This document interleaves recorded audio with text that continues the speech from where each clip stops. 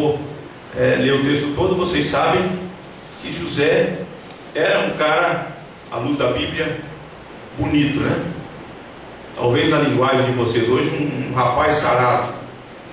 E ele foi trabalhar para Potifar, e a mulher de Potifar colocou os olhos em José, e aí a coisa ficou difícil para ele. Dizem que ele tinha cerca de 17 para 18 anos. Não sei. Sei que ele era muito jovem. E foi um assédio. Não havia trégua não. O negócio era... A mulher marcava de perto. E esse camarada vai ensinar para a gente o que vai fazer a gente tomar a decisão. E alguns assim em situações difíceis, de pressão. Então veja ali, onde está negrito ali. Como, pois, cometeria eu tamanha maldade? Olha só o que ele diz. E pecaria contra Deus. Ele entendia que cometer um adultério com aquela mulher, primeiro era uma maldade. Mas essa maldade não era uma maldade só contra o esposo, não. Era algo que feria a santidade de Deus. Como eu pecaria contra Deus? Se uma pessoa não considera o caráter de Deus, de quem é Deus, certamente ela estará comprometida na hora de tomar decisões, medidas em que as pessoas chamam radicais. Ele não, ele está comprometido, ele sabe quem é o Deus a quem ele serve, que o Deus a quem ele serve é o Deus santo, é o Deus que não pode contemplar a maldade. Por conta disso ele diz não. Ele diz não. Um jovem casal procurou o pastor, isso é fato. Chegou no gabinete do pastor e falou assim: pastor, aconteceu uma coisa com a gente aí. Sabe como é que é, né, pastor? Nós somos jovens. E o pastor: pois não, minha irmã. Pois não, meu irmão, pode falar. Não, pastor, nós estamos com vergonha. Ah, vocês estão com vergonha de falar? E vocês podem fazer na minha frente o que vocês fizeram? Não, pastor, pelo amor de Deus. O pastor disse: se vocês não tiverem nenhum constrangimento de fazer diante dos olhos de Deus, vocês têm vergonha de fazer na minha frente? Se vocês não ficaram constrangidos quando Deus estava lá olhando, e vocês ignoraram porque certamente a luzinha acendeu, agora vocês têm vergonha de falar comigo? Vocês estão percebendo? Às vezes a gente está na igreja e Deus está presente, né? Não, aqui Deus habita. Quando você coloca os pés do lado de fora, você fala: não, aqui o espaço é do diabo, aqui é eu e eu mesmo. E você ignora tudo. E você não tem temor mais, e você vive uma vida mundana, como se Deus não existisse. Não é assim que acontece com a gente? Não, na frente do outro eu tenho vergonha de fazer, mas na frente de Deus não, é? Como se Deus não estivesse impedido de ver as coisas. E aí sabe o que acontece? Não temos nenhum poder na sociedade para falar do Evangelho. Não conquistamos o direito de sermos ouvidos. Não temos como conquistar a credibilidade daquilo que nós dizemos que somos. José não diz: não, isso é maldade, eu não posso pecar contra Deus. Meu irmão, se você não está convicto de quem é o seu Deus, do que Ele quer para você, certamente você vai sucumbir tantas vezes. Caráter de Deus. Deus é santo. E você vai perceber que o que faz isso com José é o temor de Deus. Ele tem temor de Deus, ele teme a Deus. E por conta disso ele resiste, toma essa decisão que as pessoas chamam de radical. Vamos caminhar. A lei reflete o caráter do pai. Olha só esse texto. Ora, sabemos que temos conhecido por isso, se guardamos os seus mandamentos. Aquele que diz: eu conheci e não guarda os seus mandamentos, é o quê? É mentiroso, e nele não está a verdade. O apóstolo João, ele sempre associa conhecimento com a prática. Ele sempre vai dizer que conhecimento precisa estar de mãos dadas com as obras, com aquilo que você faz, com aquilo que nós fazemos. E ele chama a atenção da gente, fala: olha, sabemos que temos conhecido por isso. Como você, qual é o termômetro para evidenciar para o outro que você conhece a Deus, que você conhece a Cristo? Obediência. Levar a sério os mandamentos de Deus. Em contrapartida, ele diz que se uma pessoa não faz isso, essa pessoa é uma mentirosa e nela não está a verdade. Ela pode até falar a verdade, mas a verdade não encarnou ainda. A verdade não está presente na pessoa enquanto indivíduo, enquanto ser existencial, chamado para demonstrar que está comprometido com a lei de Deus, que reflete o caráter de Deus. Quando eu vim para Belo Horizonte em 2004, saiu uma matéria aqui em Belo Horizonte dizendo o seguinte: naquela época, que 18% da população da grande BH era formada por cristãos.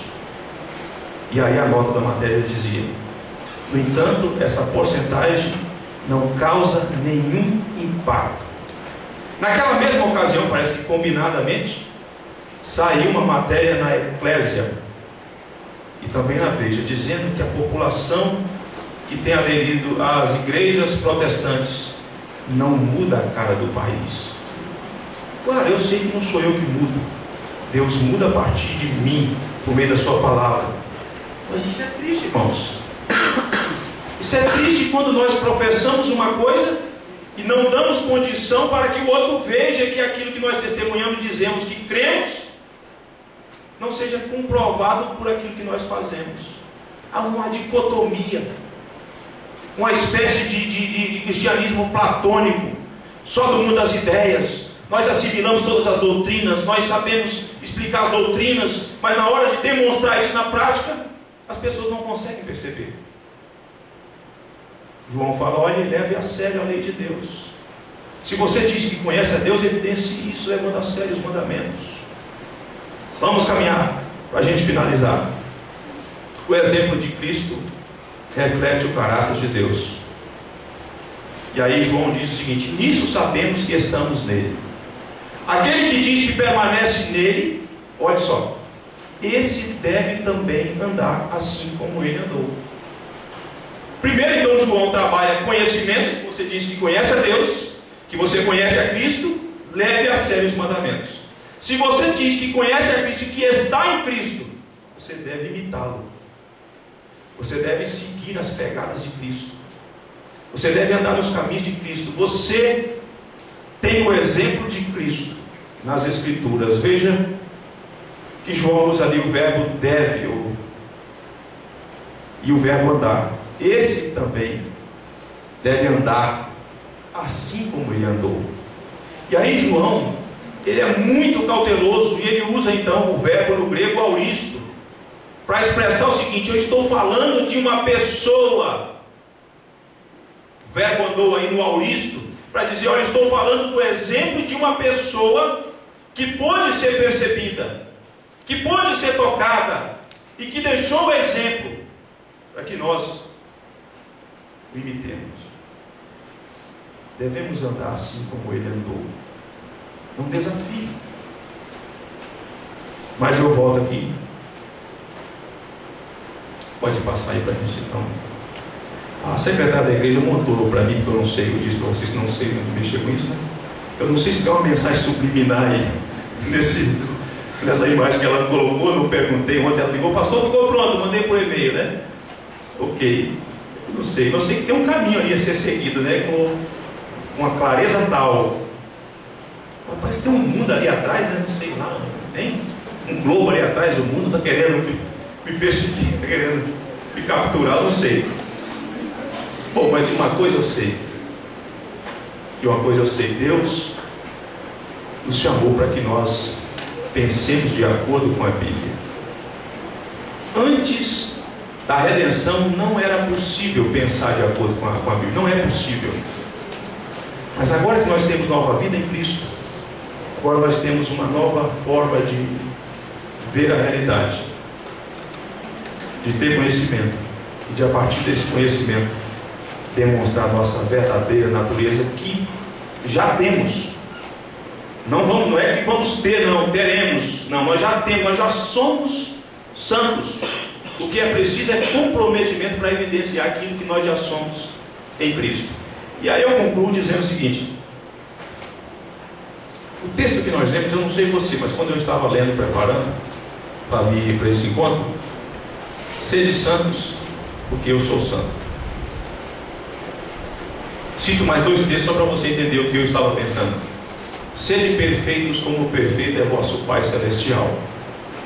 O outro texto é o seguinte, para os homens, né, aqueles que já são casados. Tem mais alguém aqui além do Éder e eu? Casado, homens, tem uma turma aí já. E tem uma turma ainda que vai se casar em nome de Jesus, né? A graça de Deus assiste a todos, né? Então, um outro texto então, para nós, os casados, diz assim: maridos, amai a vossa esposa como Cristo amou a igreja.